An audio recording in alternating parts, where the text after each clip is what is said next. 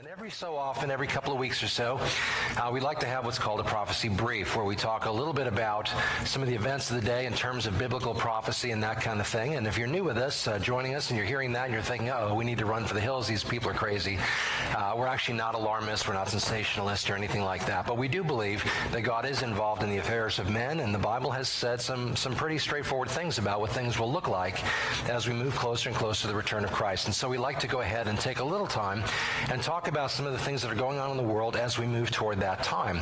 Also, what I'd like to do, and starting this morning, is take a little time to look at a passage periodically and share about it as we make our way through what the New Testament and the Old Testament has to say about prophecy in the days in which we live. And so let me start by just mentioning a couple of things that are going on in the world around us, and then I'll turn your eyes to a passage. But let's look at the Middle East first, just for a moment. As you may have read, hopefully you do keep up with the news, by the way.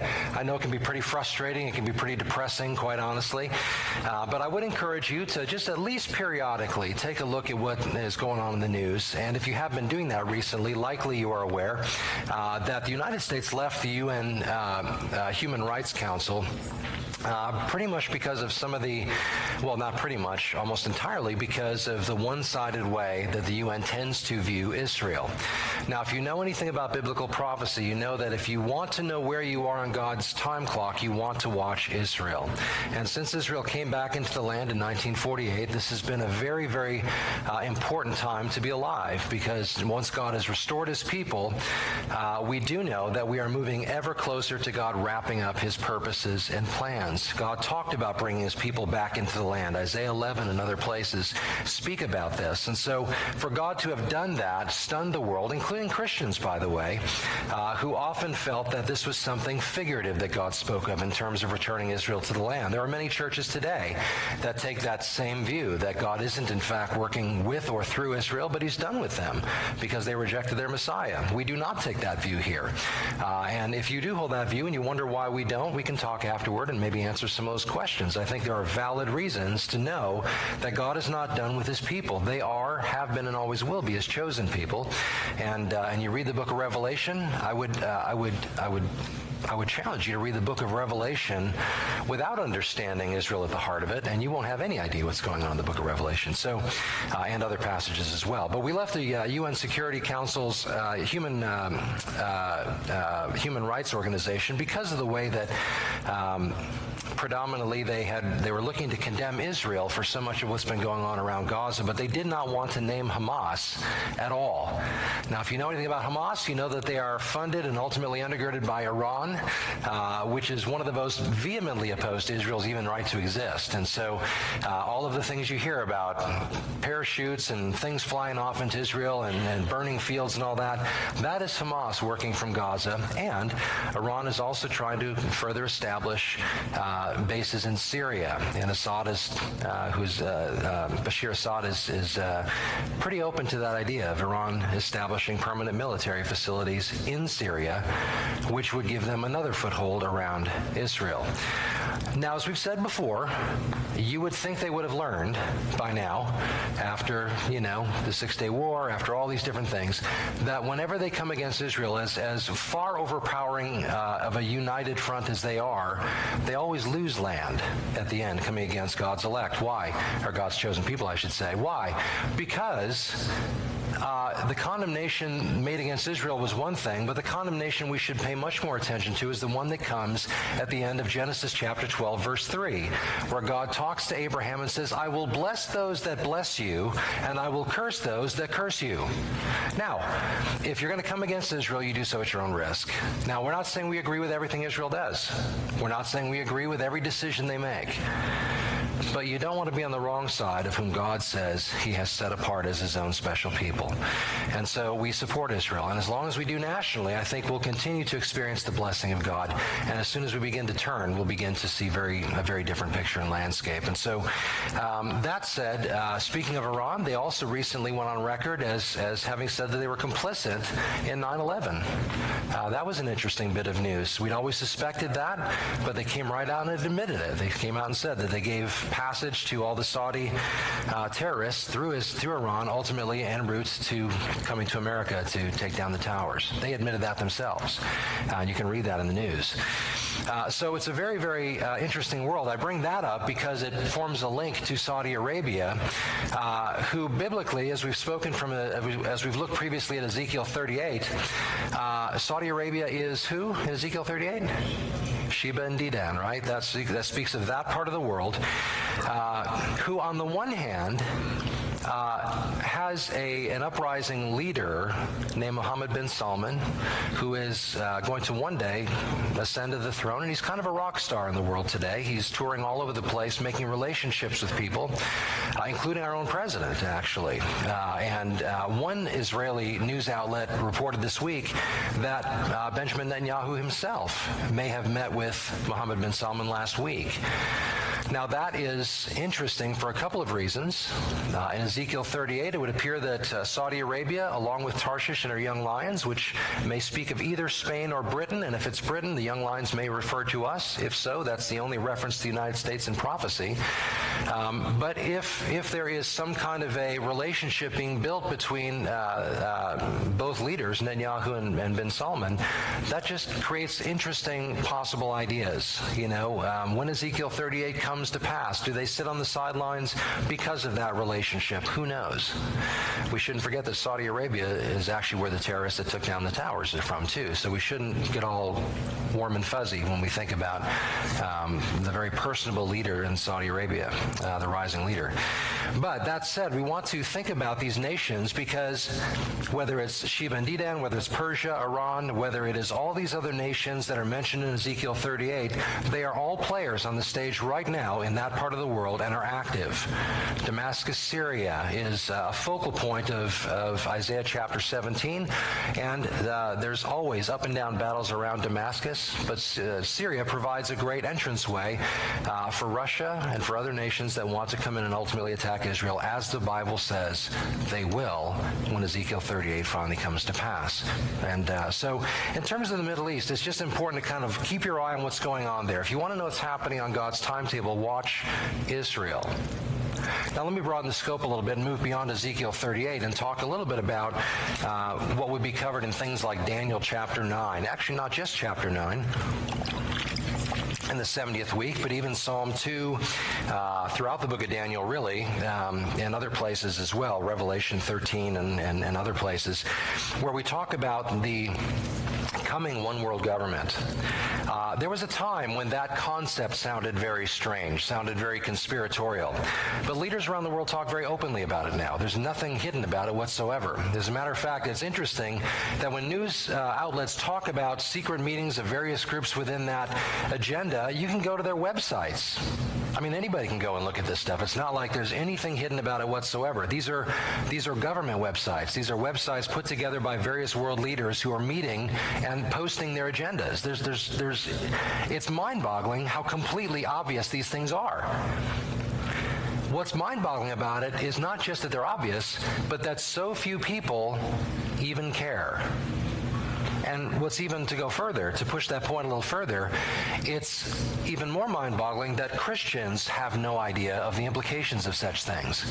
We told a story before about a man named Gary Koss. Some of you read his book, En Route to Global Occupation, many years ago. He told a story about, or in his book, he explained how he got going on writing this book. And it basically was birthed out of a bit of resistance that he had received he was a government official in Indiana, not a super high one or anything, but he had a lot of opportunities to make relationships.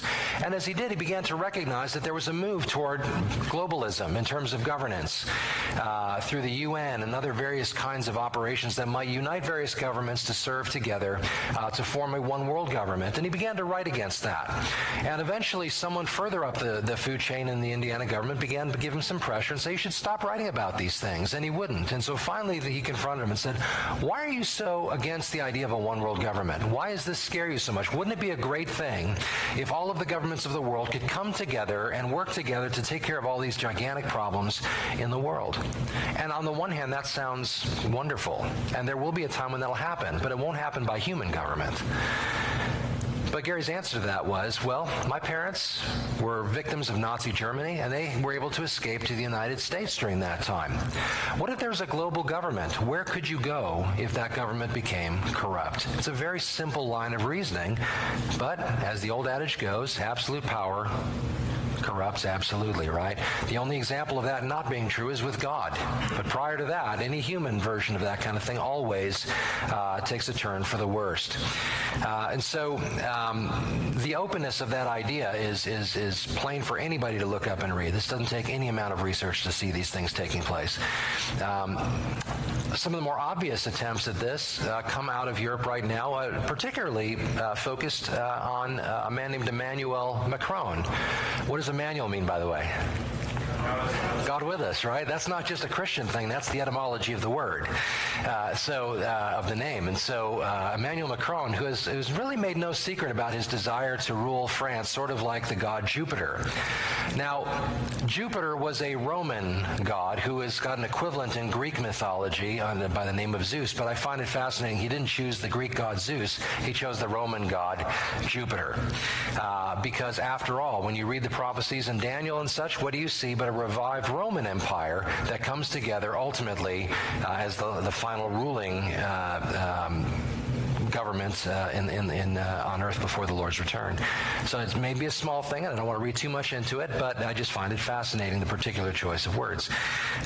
So anyway, Macron, as you may have been reading, has been working very, very hard to bring together a unified Europe, which is very important because when the Antichrist does come, he will arise out of a confederation of nations in Europe. He'll be accepted as the leader of this global government.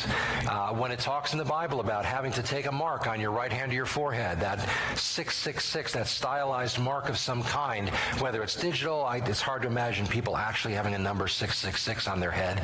Pop culture has made that virtually impossible, although I think the devil would have loved that. But however that looks, technologically or whatever, there will come a time when you can't buy or sell without it. If you're not part of the system, you're not able to buy or sell within the system. That's a big deal. People will be clamoring to do that rather than starve. So, when the government, that 10-nation confederation comes out of Europe and the Antichrist rises to power, it'll be through that vehicle. Now, Macron, who I'm not saying is the Antichrist, but it's interesting that he has begun to condition the world for this idea of bringing together, literally, out of his own mouth, a 10-nation confederation of the willing in Europe. And those nations are named. I forgot to write all their names down, but they're named. And so you can see the nations that are tying onto this. Matter of fact, Macron found it particularly disgusting that Britain would exit the European Union. Brexit, you've heard of this. And however, Britain, though economically not connected with the EU anymore that way, is still connected contractually to come alongside militarily. That's interesting. Not truly divided away from the European Union. So it just gives us a sense of how these things can come together in today's modern age. It's just not kings getting together and deciding something. There's literally a web being woven that is bringing together these nations in such a way that they're going to bind together. Again, I'm not saying Britain will be part of that when it finally comes down, but it just gives us an indication of how that can look when the time comes. Now, that all said, the European Union is not on the verge of becoming totally a well-oiled machine. It's not. Some years ago, Greece was declaring bankruptcy, I think, or something. They were in huge financial trouble. Now it's Spain and Italy have leadership in their countries that they're not really for the whole idea. So things will go up and down before we get to that day. But one thing I always like to make sure that we put forth when we look at these things is that whether it rises to this crescendo like it did about a month and a half ago, 2 months ago, or whether it brings back down, the ebb and flow is a natural thing. But notice that each time we are shown these various elements, it just makes it that much easier for the world to swallow when it finally comes. In other words, we've gotten together this much already. We just need somebody to come along to tie it all together. And when the Antichrist comes, he will be embraced because he does find a way to bring it all together. So So watch the news, pay attention to it, and spend some time getting to know these things. Look at the articles, read them. Don't just take my word for it. Don't just take Fox or CNN or anyone. Read it yourself. Go to Times of Israel, go to Haaretz, go to Jerusalem Post, go to the many, many reliable sources right there in the thick of it. Read Al Jazeera, for crying out loud. Just read the things that are right there in the middle and get a sense for yourself of what's going on. Again, we're not alarmist. We're not sensational. We're not saying that Jesus is coming back on Tuesday, although I hope. But we're not saying that we know when he's coming or when the rapture's happening, any of those things. But, and I'll move into the passage I wanted us to look at here, but why study these things? Why spend time knowing this? Why shouldn't we just not worry about it until Jesus comes and it all happens? Well, you can do that if you want. But the Bible is filled with about a third of it. About a third of the Bible has to do with prophecy. Not all of it end times per se. Some of it is messianic, some of it is immediate and local, but there's a lot there that has to do with the way God is going to wrap up human history. And if God thinks it's important enough to spend about a third of the Bible talking about it, we probably shouldn't set it aside as something that's not important. God feels like it is, enough so that he gives it a lot of space.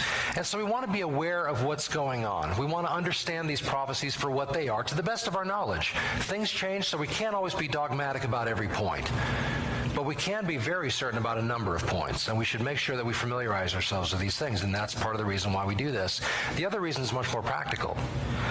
Because prophecy is not an end in itself. Knowing these things, these events, looking around and saying, who could be the Antichrist and stuff, that's all speculative. We don't know. But one thing that should grow out of our study of prophecy, as a matter of fact, one thing that ought to very naturally grow out of it, which is why I encourage it so much, the natural outworking of a study of prophecy should be some sense of very practical preparation for that time.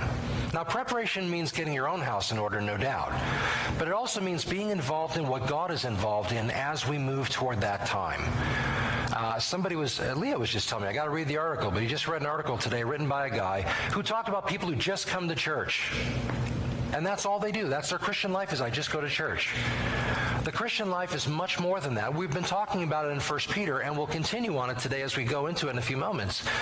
But the idea of a believer simply coasting through life until the return of Christ is a mindset that is completely foreign to the New Testament. Completely. Absolutely completely. The idea of spending time getting ourselves on a daily, practical level, walking with God, serving him, seeking him out, praying, all these things. We'll talk more about it again in a moment here.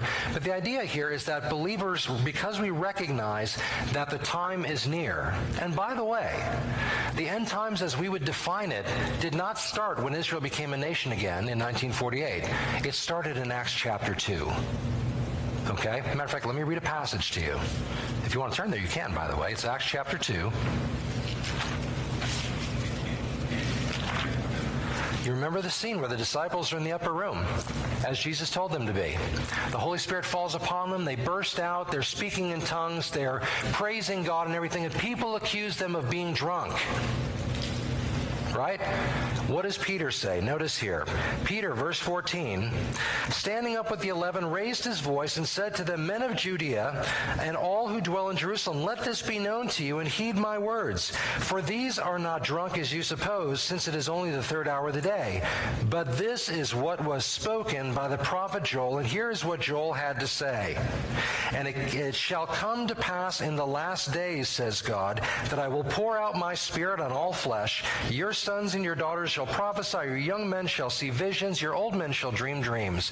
And on my men servants and maidservants I will pour out my spirit in those days, and they shall prophesy, and I will show wonders in heaven above, and signs in the earth beneath, blood and fire and vapor of smoke. The sun shall be turned to darkness. Obviously now he's moving toward the day of the Lord. The moon turned to blood before the coming of the great and awesome day of the Lord, and it shall come to pass that whoever calls on the name of the Lord shall be saved. Now, it shall be in the last days. Now, Joel, if you go back, there's various manuscripts. Some say in those days or afterward. What's afterward? Well, when you read Joel, it talks about restoring Israel to the land and all these kinds of things. So Peter is saying, look, After the coming of Christ, which he's already come that first time, he's laid the groundwork, things are done. Now we're moving into an era that will lead us toward the end. Now that gives a special kind of a flavor to when Peter in the second letter says, for the Lord, a day is as 1,000 years and 1,000 years is a day. Well, and it's a little trite to say, but from God's perspective, it's only been a couple of days since the end times began. Okay, we're moving toward that time. We should not think, like Peter will address in his second letter, that God is slack because he has not brought it yet. Why hasn't he brought it yet? Grace. What if God brought it 25 years ago? I wouldn't be here. I wouldn't be in heaven either. God's grace.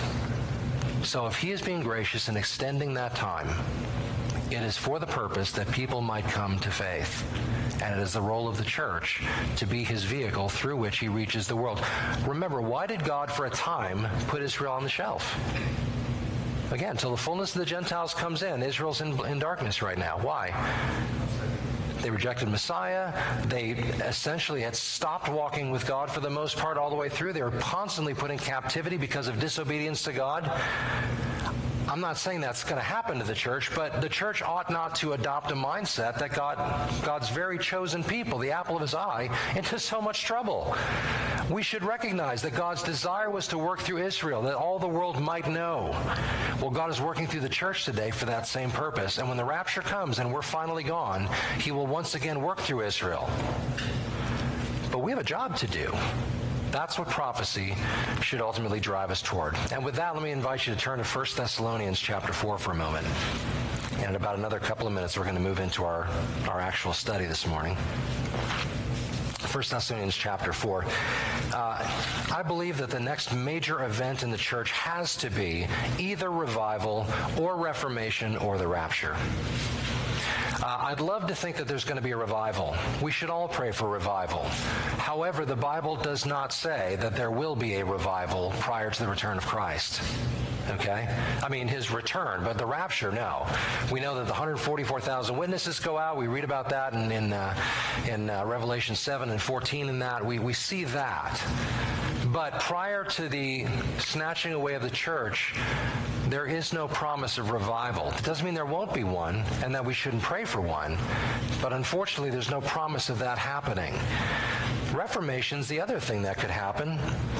Reformation speaks to the church itself being reformed. Sadly, though, when the scripture talks about the church getting toward the end times, it doesn't speak of it in terms of revival, it speaks of it in terms of apostasy. It talks about a falling away from the faith, people that walk away, people that are false teachers. Deception is rampant, and too many in the church, claiming at least to be believers, will go after these things. That tends to be the picture that we see of the church coming up to the return of Christ. But the rapture is something that does not require anything to happen before it happens. And because that is true, we have adopted in the church throughout the ages, not everybody holds this view, but predominantly throughout the church's history, there has been the belief in the imminent coming of Christ to take his bride home. Let me read this passage from 1 Thessalonians chapter 4, just verses 13 through 18. Paul is writing to this church that he only spent 3 weeks with. And in those 3 weeks, he talked about things like everything we've been talking about. Brand new church, and he talked about end-time stuff with them. Notice what he says in verse 13. But I do not want you to be ignorant, brethren, concerning those who have fallen asleep, lest you sorrow as others who have no hope. For if we believe that Jesus died and rose again, even so God will bring with him those who sleep or who have died in Jesus. For this we say to you by the word of the Lord, that we who are alive and remain until the coming of the Lord will by no means precede those who are asleep. For the Lord himself will descend from heaven with a shout, with the voice of an archangel, and with the trumpet of God, and the dead in Christ will rise first, and then we who are alive and remain shall be caught up together with them in the clouds to meet the Lord in the air, and thus we shall always be with the Lord. And here's this final sentiment. Therefore comfort one another with these words. The discussion of these things ought not be seen as an odd thing. They shouldn't be seen as something that we keep at arm's length. We should be encouraged by this thought. And notice what Paul says here. We who are alive. Don't miss this. Darby did not come up with a pre-tribulation rapture. Paul did. Paul was expecting, like these believers at the time, through which this idea he was encouraging them, be looking. They were troubled because they were being persecuted. They thought the end times had fully unfolded and they were still here. And Paul said, don't worry. He'll talk later about how the Antichrist can't come and all these things can't unfold until the restrainer's taken out of the way. We'll talk about those things at another time. But Paul said, look up now. Paul was expecting. Should we be any less now that we're this much closer? I think not. And we should comfort one another with the knowledge that that day is coming. The rapture is some great news. Now, for then, we'll move to our study here, but let me just close with a thought. Some people say, well, why should we in this generation feel like we should escape difficult times? I don't. Difficult times and God's wrath are two different things. Okay? When we go through hard times, that's natural. All who seek to walk godly in Christ Jesus will suffer persecution, Paul would tell Timothy. It's the norm for Christians to go through difficulties, both circumstantial and in terms of being persecuted.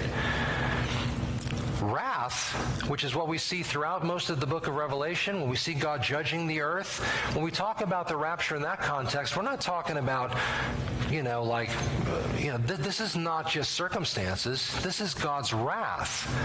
Why don't we experience God's wrath? Why must we be raptured before the wrath of God is brought down on the earth? What is that? We've been forgiven. Jesus already took that upon himself. There is no wrath for you and I to take. He took it upon himself in that once and for all finished work on the cross. It's done. So for us to be through that, to go through that time as believers is unbiblical. Now, for those who come to faith during that time, and some people actually debate whether or not anybody will come to faith during that time, even in spite of the witnesses. I don't know whether that's true or not. But for those who come to faith during that time, they unfortunately will have to endure what's left. But for those who have, prior to that event coming, when God brings it out, we're going to be gone. We're going to be watching that one from the balcony. So, that said, we'll talk more about prophecy as we continue to move closer. But for now, let's go ahead and turn a little bit more to the right and go to 1 Peter chapter 4.